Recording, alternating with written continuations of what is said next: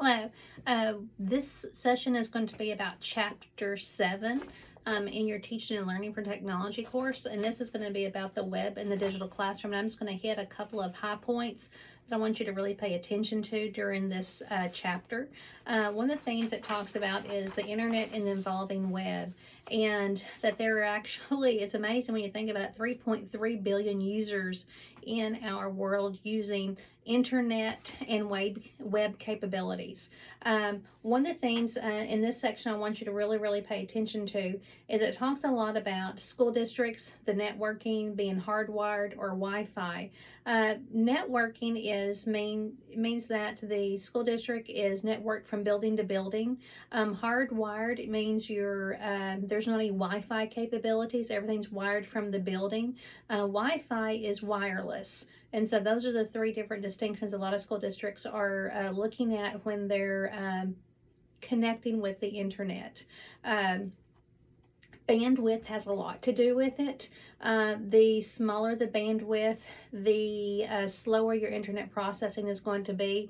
The larger the bandwidth, the faster your internet processing is going to be. A lot of times when we live in rural areas out in the different parts of our area, it's slower bandwidth, and so especially for Wi-Fi, maybe touchy, it may pop in and out. I'm on Sudden Link and I live not even about a mile outside of town, and my internet will slow down and speed up, and I'm hardwired into my house. We have hardwired in, and then we use Wi-Fi capabilities within the home. But sometimes that isn't always the best either. So it just kind of depends upon the service. Also, it kind of sounds weird, but depends on the weather a lot of times. Usually the colder it is, sometimes it does something to the wires. And I know here on our campus, some of the technology people we have that help us with our courses talk about when it's really cold, all the wires are in the attic, and so a lot of times it can slow the processing down. I did not know that. That was something new to me, and so something to think about. Also in this chapter, it talks about information literacy.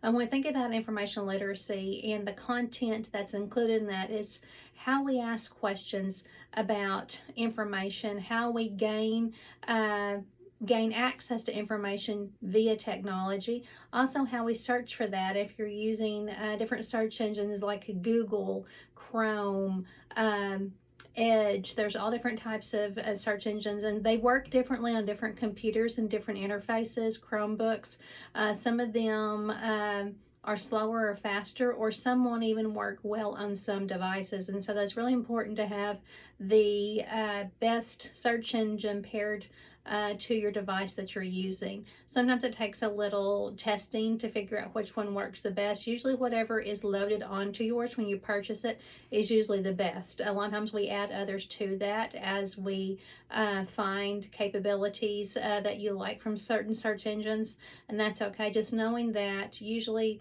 some are going to be slower, some are going to be faster, some are going to weed out some information more than others do, and that is all consumer choice. Also with information literacy, not only is how we seek the information, it's how we look for it via the internet. The words and phrases that you put in to be able to seek the information you're looking for. The broader the terminology they're using, you're going to get a lot of different information you have to sift through. The more specific you are, the easier it is going to be find what you're looking for on the internet. Also, how we evaluate whatever you're looking for. What are your valuative qualities you're looking for within that information? All of these pieces, asking questions, using technology, seeking information, and evaluating your info and how you're going to answer your question is all involved in information literacy. When we think about resources from the internet, I talked a little about this last night in class. We use lots of different programs. All of y'all are familiar with email. Some of y'all have discussion groups that you've used in different courses, especially online courses. I don't do a lot of discussion groups with any of my courses. There's pros and cons to those, and I have chosen not to use those at this time. There's also mailing lists that you can use, what we call a distribution mailing list. When you, all my students are on a distribution mailing list from my courses, and so when I contact one person, it contacts everybody unless I contact that one person specifically. chats. There's all different kinds of programs out there that have chats. You can actually chat within Blackboard to each other in course messages. That's a really easy way for you to do that. There's pluses and minuses to chat rooms. It depends on who's in there and who is speaking at the time. Anybody can go in and join. But most of them are synchronous. That means that it's real time. It's live one-to-one contact with either one or more people, multi-point contacts. Some other things it talks about in here, some different web basics, is that we use lots of different pages. So when you pull up if you're searching for something, you're going to be given lots of different web pages to kind of sift through. And it depends on the browser that you use, how many pages is going to be loaded at a time. You can have everything loaded in the list down through there, or you can have down at the bottom of the page, you'll have 1, 2, 3, 4, up to, several hundred pages. It just depends on what you're looking for.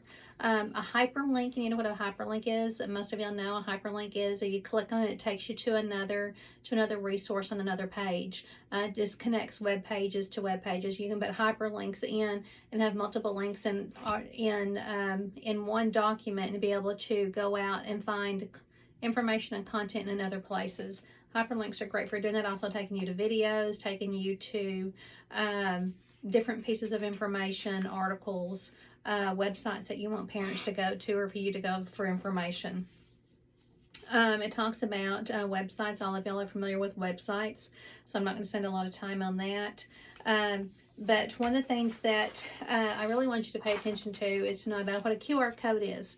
Last night, a couple of people in class in their presentations talked about how you could access some of the different apps or applications within programs using a QR code. A QR code is just the little square symbol with the little dots in lines, and if you have a QR reader on your phone, you can hold your phone up to it and it'll take you directly to the information. A lot of products are using this now. You can, instead of having to have a code, you have to punch in like a 6 or a 10-digit code. You can just use that QR code that's given to you and takes you directly to the information, or that's a sign-in point for you to use in a lot of different programming that is available out there now. You see that a lot out in public. You can click on a QR code and it takes you to be able to register for something to win within a contest for some type of a product. Or to give you more information, a lot of times clothing will have a QR code on the tag, and you can click on it and it gives you information about where that product came from, how it was made, the materials that are within it, and maybe some more specific information about the product or that the consumer might want. But those are really kind of cool now. But you do have to have the reader on your phone to be able to do that. You can't use your phone unless you have an app, a QR reader app downloaded on your phone or your iPad or whatever device that you're using. And those are all going to be on your mobile devices. You usually don't see QR readers on computers. It has to be the interface within a mobile device. Social media is expanding all over the world. We talked about social media last night a little bit as people were talking about different social media platforms that are used. Just making sure in education that we use those to the best of the abilities, and making sure that the kids in our classrooms understand and the parents understand about the positives and negatives with social media, and you need to make sure in your parent handbooks or in your school handbook that you have something that goes along with talking about or speaking to the fact that how we should regulate ourselves within those areas, making sure that it's a positive climate. And if it's not a positive climate, then what actions will the school take to ensure that the positive climate remains, or to remove the person that is not keeping that area or that blog or whatever you use in a positive way for the consumers in that group, or the students or parents or the consumers. The web is always expanding. As webs change, we have different programming, we have different uploads that we have to change. My computer just had a upload this week. It had to have some new programming. It did automatically, and then came in and some different things weren't working correctly, so I'd have IT come down and to reconnect my printer and a few other things. Sometimes that happens, and so if, for instance, that happens in your classroom, once you've had your computer's updated to a new interface, then you need to, if something's not working, just call your IT department and have them come in if it's something you don't know how to fix yourself. Usually a lot of times if you turn it off and you turn it on, or you unplug or plug other different devices in that may or may not be working, that usually is a general fix. If it doesn't work after that, try uploading that device or reconnecting to that device within the settings of your computer. If that doesn't work, then call your IT department on your campus to be able to help you. It also goes through and talks about communication tools. We've been talking about, y'all been building your blogs in class. We also have other tools we talked about. I think someone's going to be presenting next week on Khan Academy, so I'm going to hold off on talking about that a little bit. But that's a multimedia communication device. We've had, you can do videos, you can do blogs, you can do all different times. The classroom that we're teaching in is actually what we call the flipped classroom, where I do small amounts of lecture and we do more hands-on activities in class, and I go around the room helping each of y'all. That's what we call a true flipped, where the content, you're more responsible for reading and following up with that. And then I'm doing this video because the presentation went on so long last night, so you're getting this in the place of what we normally would have as lecture. Some other web tools I talk about is LMS, Learning Management Systems. That's like Blackboard we have on campus. As Jacob presented last night on Schoology, that is a learning management system. There's a lot of different programs out there. A lot of school districts use different types of programs like that also. Those are big money programs.